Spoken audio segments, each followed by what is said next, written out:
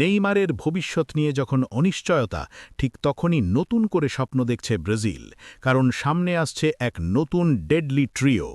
২০২৬ বিশ্বকাপকে লক্ষ্য করে সেলেসাও শিবিরের আস্থার নাম এখন ভিনিসিয়াস জুনিয়র, রদ্রিগো আর এস্তেভাও উইলিয়াম।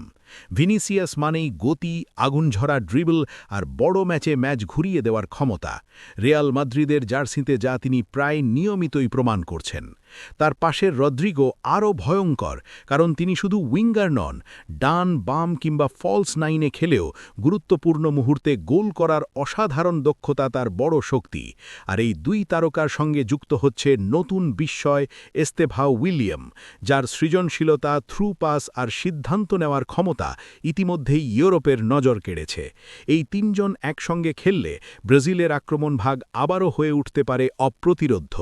নেইমারের যুগ শেষের পথে হলেও ব্রাজিল যে থেমে নেই, এই নতুন প্রজন্মই তার সবচেয়ে বড় প্রমাণ।